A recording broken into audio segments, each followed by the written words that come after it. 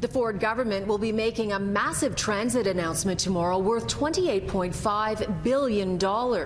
Now, sources here at Queen's Park tell me a significant part of the announcement is they're going to be making significant changes to the downtown relief line, something the City of Toronto has already planned and approved. And here's an interesting point.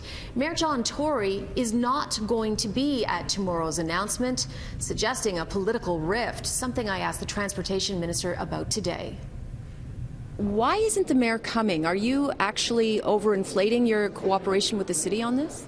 No, not at all. We've had consistent conversations with the mayor's office and his staff. But he's in the dark and he's not going to this meeting tomorrow or this announcement tomorrow. Well, you know, it's a decision the mayor has made. The opportunity has been put forth for him to be in attendance at that meeting. We are having conversations with the mayor's office continually. But look, tomorrow is going to be a great announcement, not only for the city of Toronto, but for the entire GTHA. And it's going to be a great announcement that's going to actually work towards making these plans into projects.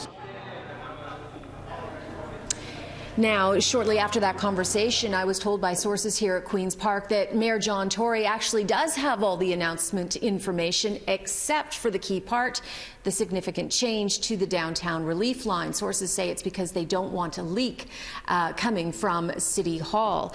Now, they say the province's plan for the relief line will be much bigger than is currently planned. Toronto Star is reporting it's going to be called the Ontario Line.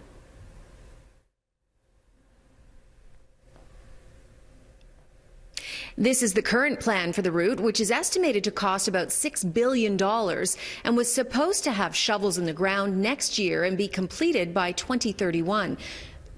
No, in 10 years, excuse me. The Premier today spoke about how the province can build transit faster.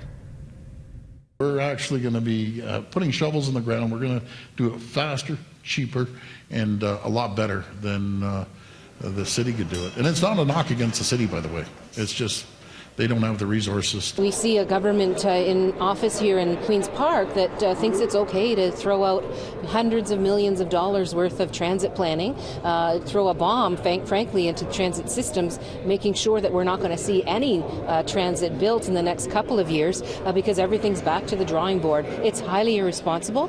It's going to mean that people are going to be waiting on subway platforms and at streetcar stops even longer than they already are. And it's a huge disservice to Torontonians. Doug Ford's transit plan is in fact very similar to former PC leader Patrick Brown's. The key difference, though, is Ford wants to bury the western part of the Eglinton LRT. Ford's plan will likely come under far more skepticism. His critics are very vocal, and he is, after all, partially responsible for the Scarborough LRT being ripped up and replaced with the Scarborough subway extension. If that LRT had gone ahead as planned, it would be completed by this year. Right now, still, there are no shovels in the ground, and Ford wants to change the Scarborough subway plan again to 3 stops instead of the current 1.